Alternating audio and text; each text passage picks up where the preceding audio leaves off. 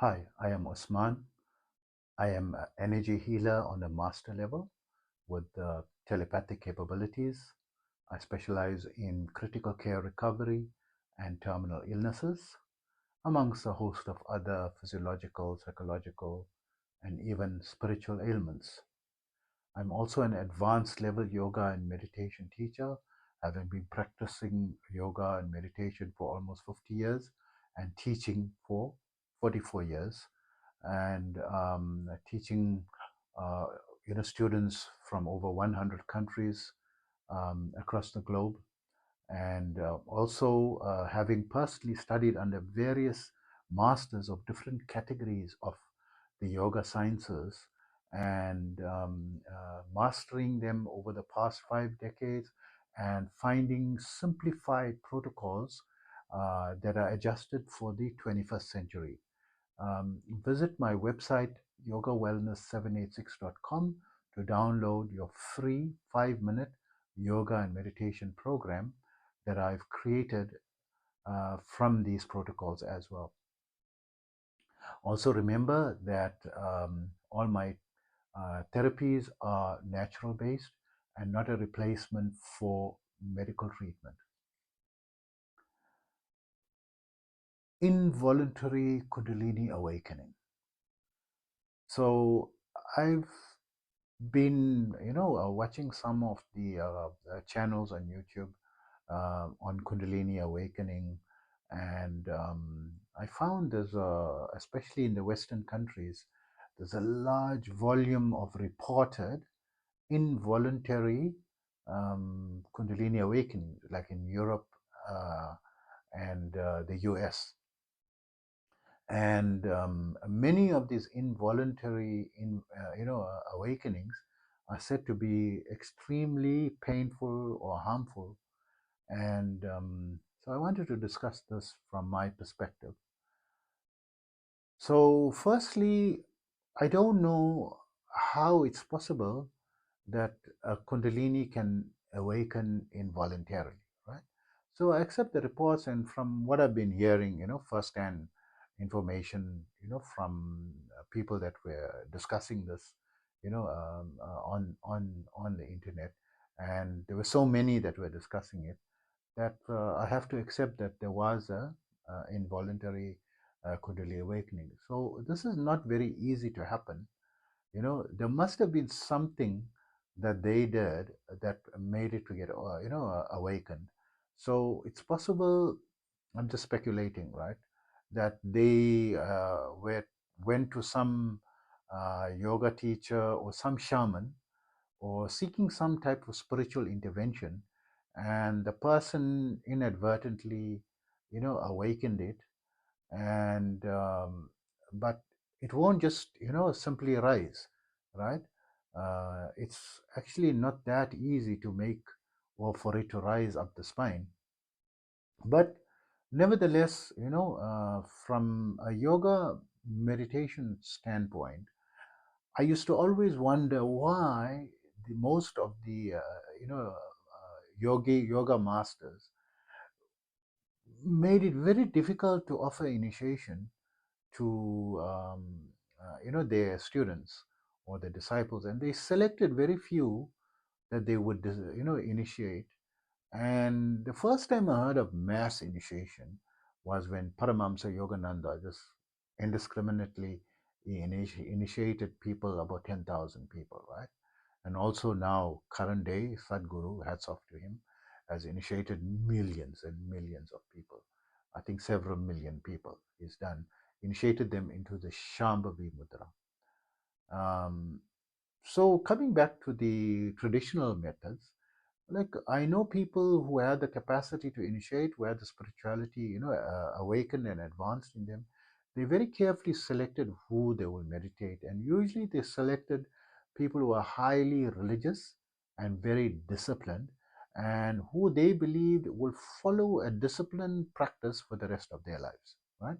So analyzing from this perspective, that the reason that they didn't want to initiate everyone is uh, perhaps because initiating people who do not follow strict moral and ethical principles in their lives, and or moderately ethical and moral, right, at least minimum, and also who's not indulging in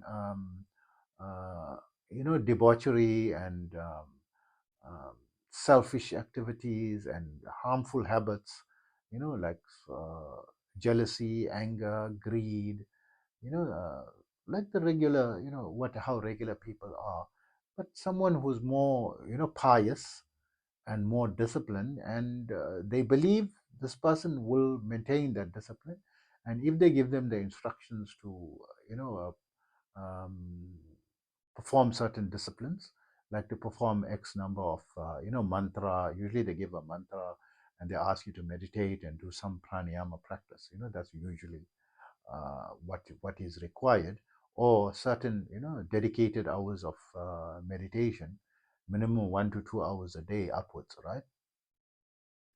And certain, moral and ethical disciplines that needed to be followed strictly, as well as often, strong religiosity, right? Religious observances and, regular daily prayers and so forth, right? Very prayerful people. So it, the people who's experiencing the involuntary Kundalini awakening, they not necessarily are very religious, right? They're regular people, and they go into a lot of pain and a lot of disturbance. And there's some people who reported that whenever they prayed, that it used to ease up. Being prayerful, it used to ease up, right? So that was a common thread that I found. And other people were advised, there are many advisors, there are groups set up that people can, connect. You can go online and search, for people who can assist, with the problematic Kundalini awakenings. And they will coach you, and they usually say, try to live a moderate life, being good to people, good moral and ethical values, and try to work all the things that you need to do. There are some things that not yet completed, or you have something deeply inside you. Try to work through all that, and also allow, don't resist the energy. The more you resist, the more painful it is. Just allow it to come. And they say that this is not something that you can stop or you can start. It happens involuntarily, and once it starts, it's going to be with you always, right? And they just give advices on how to manage, these uh, episodes whenever, it comes, and it comes like an energetic surge that goes up your spine or throughout your body, and you feel pain in your body or different parts of your body, and that pain is associated with blocked astral tubes or nadis in that part, and it's normally not very long lasting, because the blockages gets cleared. The energy is going there to clear those blockages. So that's why, it's experiencing pain, because the blockages is very heavy, and it is still going through, and it seems like it's stuck, but it's not stuck. It's working through it in a way that is not going to kill you, but it's still painful for, for the people. But within, um, I would assume, according to the energy, bearable for you, but according to the people's report, it's like very unbearable, and they lose consciousness, and they cannot even see the normal world, and they cannot even speak during those episodes, right? And so, coming back to this involuntary Kundalini awakening, right? This is something that is, many people, they want to do practices to awaken their Kundalini, and they usually attend yoga classes, because practicing yoga and pranayama and meditation, and these mainly, especially the meditation and hatha yoga, is going to go towards loosening and awakening the Kundalini energy. And if the energy is awakened prematurely and you are not yet ready for it, then there's going to be huge blockages that is going to go through, and that's what causes the pain in the various energy centers. So the yoga practices and as well as the religious practices work towards removing these black blockages naturally. So someone who is very religious for a long period of time, over 10 years, and always prayerful and so forth, they don't usually report or experience painful episodes during the Kundalini awakening, right? And usually it is a very blissful, euphoric experience, right? And there are the odd few that are experiencing it. So you must be able to connect with people who are able to control it externally on your behalf. So many people and teachers are able to awaken it or put in the energy, to open up the the trap door, so to speak, to to loosen it and to allow it to start, awakening, in you. And when you encounter a problem, there's hundreds of thousands of people encountering problems, right? Painful episodes, psychosis, schizophrenia, paranoia, and getting, committed to psychiatric institutions. And it's not funny as well, right? It's really something serious and a problem. And those same teachers who awake, very few, very small percentage of them are able to assist in controlling it and bringing it down. So this is, you have to be careful who you go to. This is not trying to take a DMT trip or a mushroom trip or a LSD trip. It's not going to end. It's going to be troubling you for the rest of your life, right? It's you opening up Pandora's box, right? So coming back to my experiences, and I'm affiliated to the yoga and meditation world, and I had many, studied under many masters, and I know many people who had awakened their kundalini, and not I didn't hear of reports of negativity, because we were very disciplined in our practices. And even myself, I didn't go and get my kundalini formally awakened.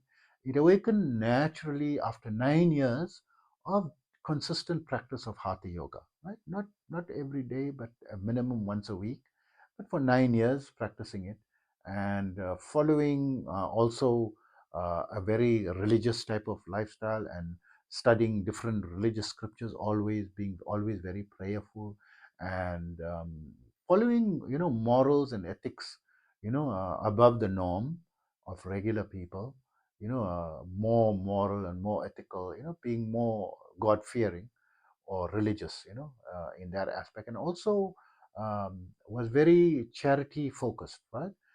While I was a young boy, and even as a teenager, I used to volunteer my services, to assist the poor, and to assist in building orphanages, and offering my labor to, clean the roofs and the painting, the buildings of charitable organizations, and teaching maths and physics to my fellow students in my class, during my high school years for free, right, on a daily basis until 2 a.m., every evening, from, like 4 to 6 hours, on a daily basis, and always trying to help people wherever, help was needed, and so forth. So this probably is the qualities, or not probably, I mean, these are the, what he said, the qualities one should have, that will encourage a very smooth, kundalini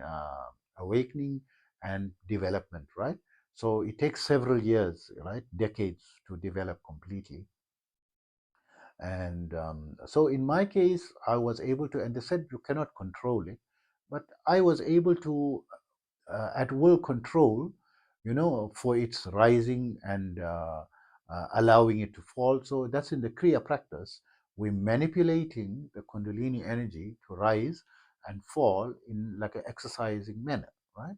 So this is like something unheard of in the videos that they felt that this is a totally such a powerful um, force, which it is, right? It is extremely powerful, right?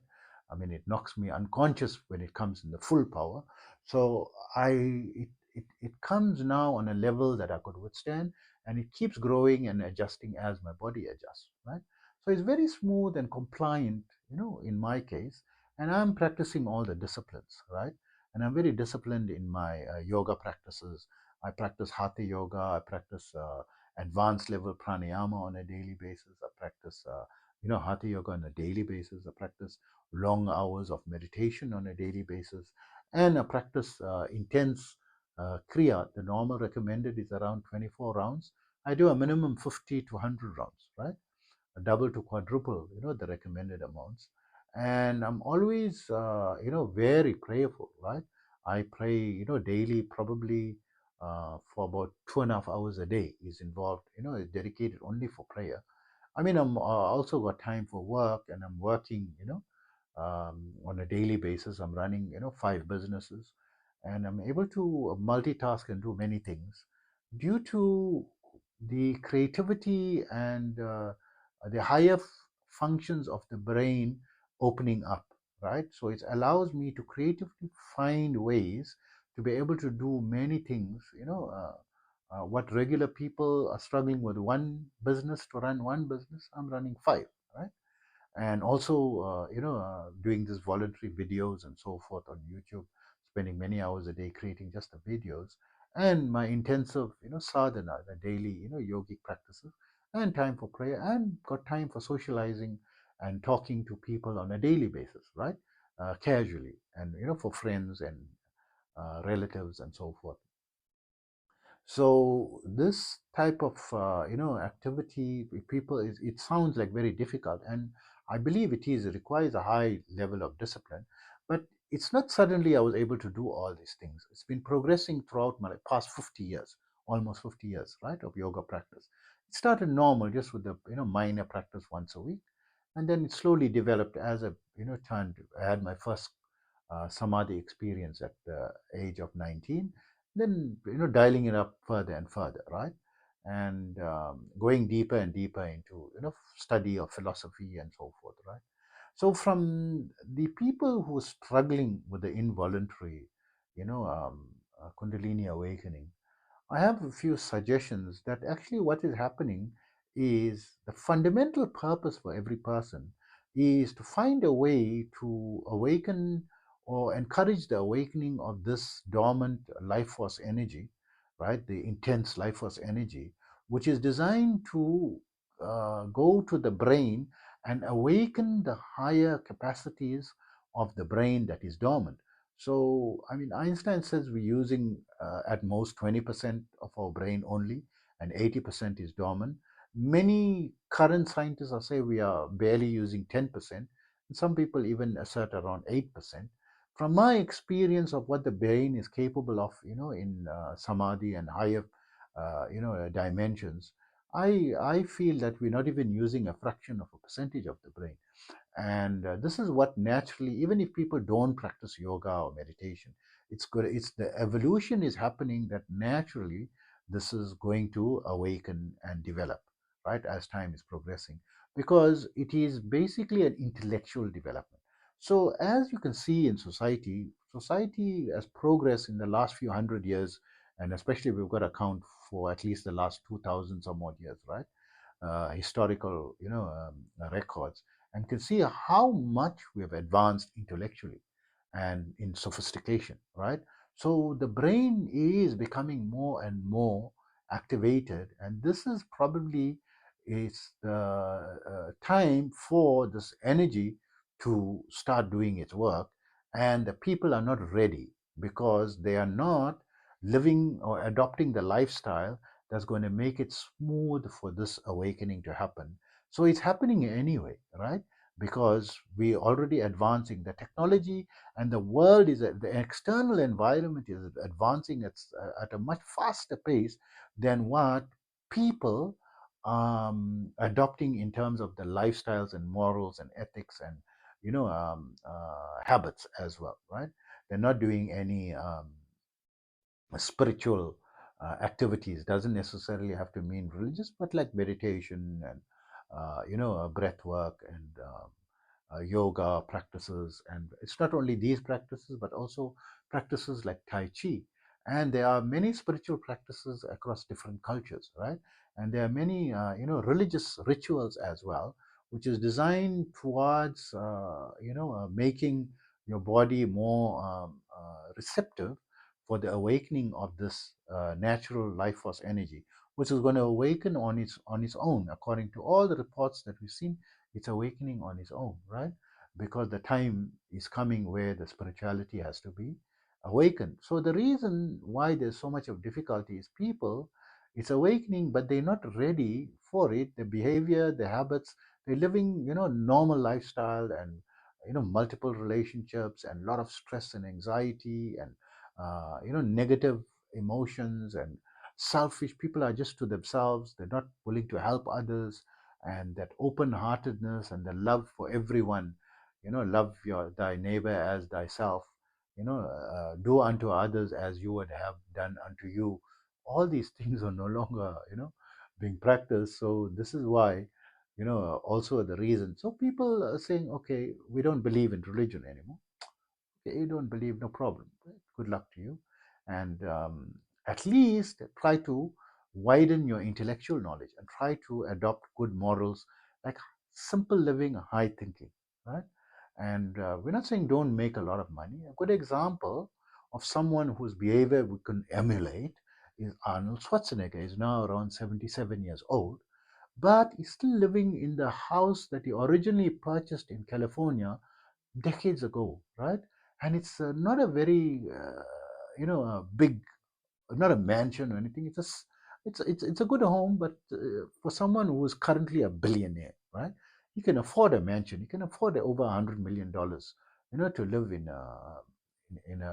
a nice mansion, right? But he still lives simple, and he doesn't have bodyguards around him and so forth when he moves around, and he moves around with simple clothing, right?